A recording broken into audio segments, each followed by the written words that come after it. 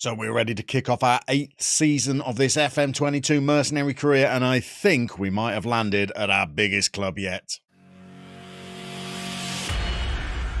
So when we finished our last season at Pauk, I was a little bit concerned because there weren't many big jobs available that I thought we could apply for. However, my fears were completely unfounded because some big jobs came up. In fact, I could have moved to any of 4 different job offers that we were holding at one time that were all incredibly tempting. Let's catch you up on what's happened during the off-season. So let's round off our time at Pauk first of all, and there was good news as our run to the Europa Conference League quarter-final meant that they zoomed up the European rankings. But the bad news was that our local rivals stole that Champions League qualification place and then went on to win the Greek Cup final. But I think the scale of the task that we took on at Pauk was evident when we saw the end-of-season awards with only one player getting into the overall 11 that wasn't from champions Olympiacos. We'd performed well enough at Pauk for them to make us a new contract offer on £4,000 a week, but we turned that offer down and started sending our CV across Europe. There were some pretty big clubs that didn't even consider us for interviews, such as Internazionale, and Leicester City laughed off our interest in favour of Nuno Espirito Santo. But the first club to offer us an interview was out in Switzerland, where we headed over to Geneva, where we sat down with the board of Servette to discuss taking over a club that only just avoided relegation last season. From there, we flew all the way to central Turkey and the city of Kayseri, where Kayserispor, who'd finished 7th in the Turkish Super League last season, also were interested in our services. But by this time the job market was starting to hot up, and next we flew to Italy, where a Serie A club in the form of Benevento was also offering us an interview, and this one was tempting. Benevento had finished 13th in the top flight last season, and all 3 clubs would have been an ideal base for our next adventure. But we had one more interview to attend, and it was at a club that was a genuine fallen giant. So as each of these job offers came in, I could genuinely see us managing at each of those clubs. The wages at Servette weren't great for a mercenary, but it was when this 4th job offer came in that I knew that this was the right club. So we've jumped in at a club that may be a bit of a risk. We're heading into Germany's industrial heartland, to the city of Gelsenkirchen, where Schalke 04 are appointing a new manager. We've more than doubled the wage that we were on at Pauk and have taken over a club that are struggling to get out of Germany's 2nd tier. Schalke are about to start their 3rd consecutive season in Bundesliga 2. And their failure to achieve promotion meant that it was time for change, meaning that we've landed another job at a huge club. And despite being in the 2nd tier, this is our first 3.5-star reputation club. It may be a while since their last German title, but they were winning European trophies as recently as 1997, and our reputation means that for once we've landed at a club where the playing staff aren't against us. Although we can't make transfers, we've already set about resculpting the squad, moving on some of our more experienced players, and calling up youngsters from the 2nd team and the under-19s for our 1st team squad. The media have installed us as favourites to win the title, although worryingly we only have 2 players in the media Dream 11. But both the fans and the board are demanding success. This is a job we simply must get right. So welcome to Schalke. This is a little bit of a risk. We've dropped back down to 2nd division football again. I did head into the summer with every intention of finding a job at a top flight club that might allow us to compete for another league title. I didn't think we could do that at Servette. We certainly couldn't have done that at Benevento. It would have been incredibly unlikely to have won the league with Kayserispor. So rather than have a mediocre season with a top flight club, I've come back down to 2nd division football to take on a massive challenge at Schalke, but one that gives us the opportunity to gain another promotion. And if we could win the Bundesliga 2 with a 3.5-star reputation club, I'm hopeful that because the club has a greater reputation than we have, maybe it might give us a reputation boost were we to win the title. That will be difficult, however, because if we show you the playing squad, I don't think we've got a squad quite as strong as the media might have us believe. So in Greece, we were playing a back 3 system for Germany. We're going to revert to a back 4, and we're going to play a very attacking formation with an attack mentality, and we're going to try and batter our way out of the German 2nd tier. We've got some key areas where we're strong, notably in both fullback positions, and we've got an abundance of central strikers. So we're going to try and squeeze 3 of them into the starting lineup. I think we're a little bit lighter in central midfield, and cover at centre-back is not as strong as the 2 players are going to be starting for us. But if we run you through our first 11, we'll see what you make of the team. Starting with our goalie, who's a veteran in the shape of Leopold Zingerler. He's got good reflexes. He's very good at one-on-ones. He's pretty solid all round, although at 34 years old, he's got acceleration of 9 and pace of 11. So sweeping balls at the edge of the box might not be a strength for him. There has been some interest in him throughout the summer. He started his career at Bayern. He had a long spell at Paderborn before he joined Schalke. He played one season for us last year after joining for £1.1 million, but has already been dropping hints that he wants to join Wolfsburg, who've recently made a bid for him. We offered him a little bit of flattery and said we couldn't obviously afford to lose such an integral part of the dressing room, and that seemed to appease him, so hopefully that interest will die down. Then we've got two fullbacks who I think are pretty good. In at right back, we're going to have a Belgium in the form of Hugo Sique, who's 26 years old, has got good stamina, pace and acceleration and delivery from wide areas, and has a little bit of pedigree. After starting at Standard and moving to Freiburg, he made a transfer to Manchester United for almost £9 million. Didn't quite make the grade there, but after spells at Nuremberg and Hertha, he's joined Schalke in their second division struggles, and I think he could be a very good overlapping fullback for us on the right, and he's going to be joined by our new club captain. I moved on a couple of the more senior pros, so Leonard Sibora is going to be taking the captain's armband for us. Another player with good stamina, reasonably quick. The crossing is not quite as good, but he's got fairly decent mentals. And having played for Schalke early in his career, he spent time in Holland and in Italy before returning to Frankfurt. And now Schalke have bought him for £2.5 million, and he's about to start his third season with the club. At centre-back, we've got two good options, but then what's behind them in backup is a little bit raw. But I think Malik Thiaw is going to be a good player. He's 26 years old. He's 6'4", and has a jumping reach of 17, and he's a little bit of a Schalke stalwart, having spent his entire career with the club. He's bounced up and down between Bundesliga and Bundesliga 2 and always shown loyalty, and I think he's going to be the bedrock of our defence alongside Brazilian Lucas Ribeira, 29 years old, another player who's decent in the air at 6'3" and a jumping reach of 16. He's been in a few German clubs, including Hoffenheim and Fortuna Dusseldorf. He's not played much for Schalke since he joined them, but I'm thinking of installing him as one of our starting centre-backs. And then in front of the defence, in order to give us a bit of solidity, as we do have a lot of attacking options, we're going to play a half-back. And the man that's going to get the nod initially is Rafael Brito, a Portuguese player, fabulous natural fitness. The tackling and the passing are maybe not as high as you would like for this level, but other areas of his game are strong. He's had some game time with Benfica's B team in the second division in Portugal, but hasn't really had an opportunity for their first team. He joined on a free at the start of last season, and this season hopefully he's going to get more games under his belt. In central midfield, we do have experience. We don't have great quality, I don't think. We've got 28-year-old Christoph Kubica, who's 6'4" and has jumping reach of 17. So for a central midfielder is going to be very aerially dominant. But in terms of those mental attributes and the technical ones, whether he quite has the game to play as a central midfielder, I'm not sure. He could be our third choice centre-back if we pick up injuries. His average rating since joining Schalke are pretty decent. So hopefully he should be just about good enough for this level. Alongside him, maybe we've got a slightly more technical player in the form of Frenchman Amin Adli. He's going to be pretty quick charging forward from central midfield.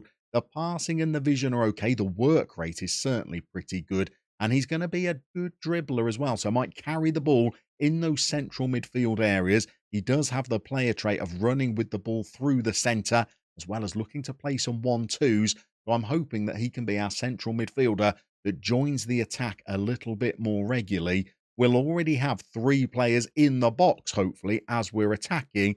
And I think all 3 of them, plus one of our substitutes, are all pretty good options down there. Let's start with the target man, and an Italian by the name of Frank Chajou, who is 6'3", has got good stamina, good strength, but it's the jumping reach that really stands out. And I'm hoping that he'll be able to hold the ball up, get on the end of delivery from our fullbacks, and score some goals for us. He's started out at another good club. He's come through the Milan Academy before moving out to Belgium and then over to Germany, where he's played bit parts at some Bundesliga clubs, but has played 32 games for Schalke last season and scored 14 goals. We're hoping for a similar kind of strike rate this season, and he's going to be flanked by an advanced forward either side of him. The first is a player who's only just signed for the club. Schalke had a deal in place for Silver Ganvula to join on a free transfer at the end of his contract. He could equally be the target man as well, as he's 6'3" and has jumping reach of 17, but he's also reasonably quick. The acceleration might only be 12, but he has pace of 17, not bad for a 32-year-old, and he can take a chance when it falls his way with finishing of 13 and composure of 13. I would like the off the ball to be better, but I think Ganvula could be a good striker for us. It's a while since he's hit double figures in German football, but that was in the top flight when he did it, so hopefully dropping down to second-tier football might just reignite his career. And then rounding off our first 11 is going to be a youngster that I've called up from the under-19s. This is Rainer Rascal, only 18 years old, a little bit raw, but has got a wonderful personality.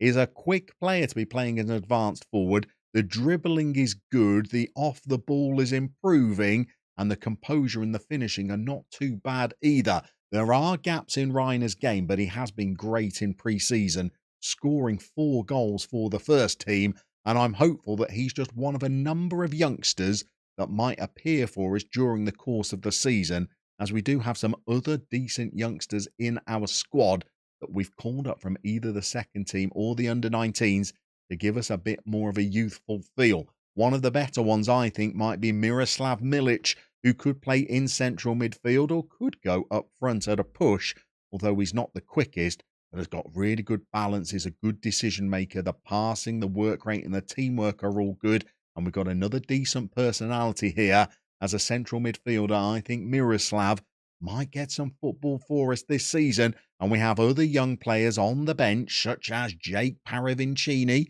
who might get some game time as well, and a couple of reasonable prospects at centre-back, although not as good as the players that they would be replacing. We've got Ugajan Duran. His little brother was in the squad. It would be even better. Then we'd have Duran and Duran. He's 6'3". He's not going to get beaten in the air very often. He's a good tackler, but we've still got some work to do with him mentally, and he's already 22. But perhaps another player that's going to be strong in the air is 6'6" Emre Aydash, who's got a jumping reach of 15. The balance and the natural fitness are good. He's got great bravery for a centre-half, and the tackling is already decent. He could be the player that we give more game time this season. So as well as trying to get a promotion for Schalke, we might just develop a couple of youngsters for them as well. We managed to join Schalke in time to play a full pre-season with them. We've not conceded a goal in the last 4 games, and we've already won our first tournament with victory in the very prestigious Friendly Cup. But today, it's all about getting our league campaign off to a win, and we've been handed a difficult game on the first day of the season. Today's opponents hail from the north of Germany, from Hamburg and the district of St. Pauli. Here you'll find a left-wing, anti-racist, anti-fascist punk rock football club who finished in 5th place last season ahead of Schalke. This is Mirko Slomka's 3rd season in charge, and St. Pauli threaten to be difficult opponents, but nothing less than an opening day victory will do as we begin our title campaign as Schalke 04 take on St. Pauli. So we're going to have a home game for our opener of the season, but I would have liked easier opposition than St. Pauli, although during this journeyman career, they've been down in the 3rd tier of German football and have got promoted back to the 2nd tier, so maybe they're not as strong in game as you might consider them to be in real life, where they had a bit of a promotion tilt this season, but hopefully we can get off to a winning start in this first game in charge of Schalke. Shortly before the 15-minute mark, we've got our first highlight and we've got a corner. We've sent a ball in, and I think there's been some action in the box. We might have won ourselves a penalty, as we've had a few times in our first game with our new clubs. Can we take advantage from the spot? It's been awarded. This could get us off to the ideal start. Ganvula could open his account for his new club by tucking this away, and he duly does. He's blasted that into the corner of the net. And we have got ourselves our first goal as Schalke boss. Nothing short of promotion is going to appease the fans and the board at Schalke. Personally, I think we need the title to have any chance of advancing to a 3.5-star manager. And if we could make that progress, which is not guaranteed, another second-tier promotion, I'm not sure will add to our reputation. But I'm hoping that because it's in Germany, as a second corner leads to a goal, as our target man reins in at the far post, I'm hoping that because it's the second tier in Germany, and I'm also hoping, and this is pure speculation, that because the club we're at has a higher reputation than we do, the title might mean that we get that extra half star of reputation. But that's for the future. We'd have to get there first by having a strong campaign, and our squad is not deep, and our squad is also not the most talented, I don't think.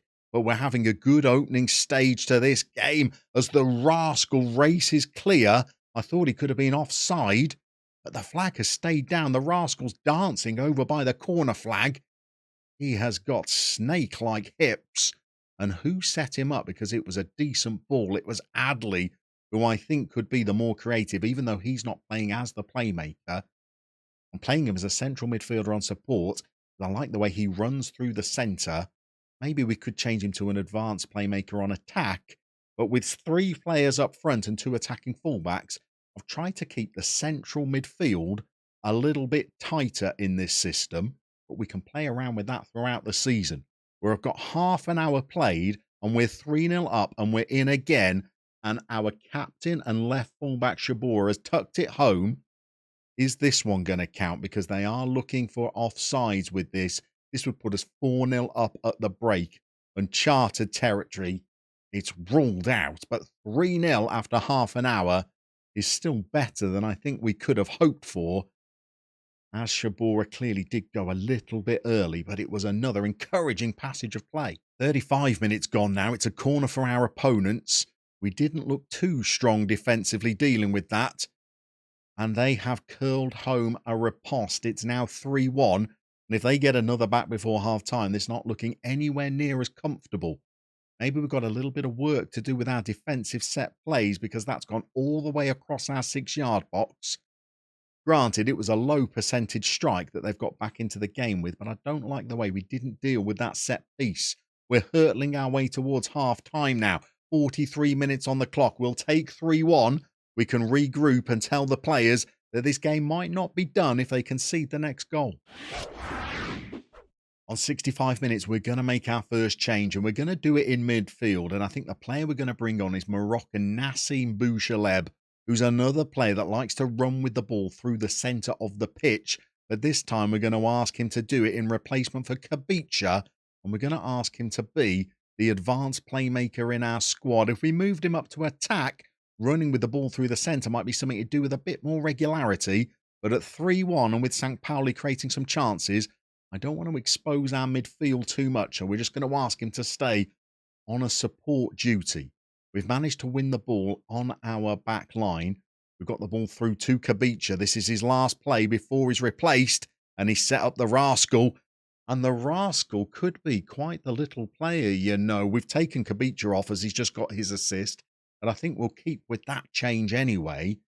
But Rainer Rascal gets his second goal of the game. He was red hot in pre-season, and we were playing some reasonable clubs from around Europe.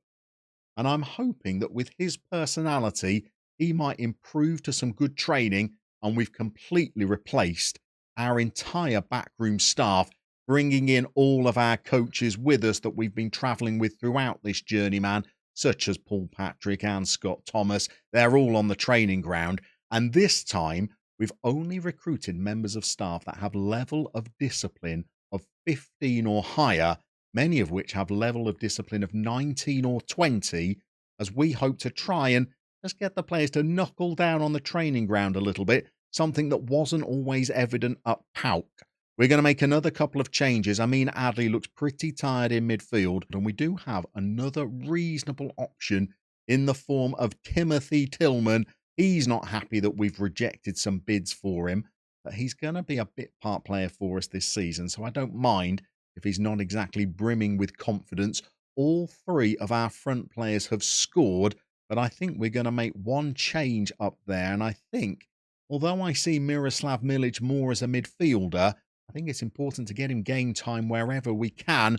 And 4-1 up on the opening day of the season seems like a good opportunity. We're going to leave the Rascal on. We'll take off the booked Ganvula instead, and we'll see whether the Rascal can complete his hat-trick. So as we roll into injury time, I think that's a pretty good day's work on the opening day of the season, a 4-1 victory, and we've just sent out a statement of intent to the rest of the division that we mean business this season. We are going for promotion or bust in what is a must-win campaign. So on the opening day of the season, the only team that's performed better than us is Greuther Fürth, who've got a 4-0 win and could be a big challenger for us this season. But if you'd like to find out more about today's opponents, well, we've already featured them in a previous video on the channel. Maybe you'd like to check it out next.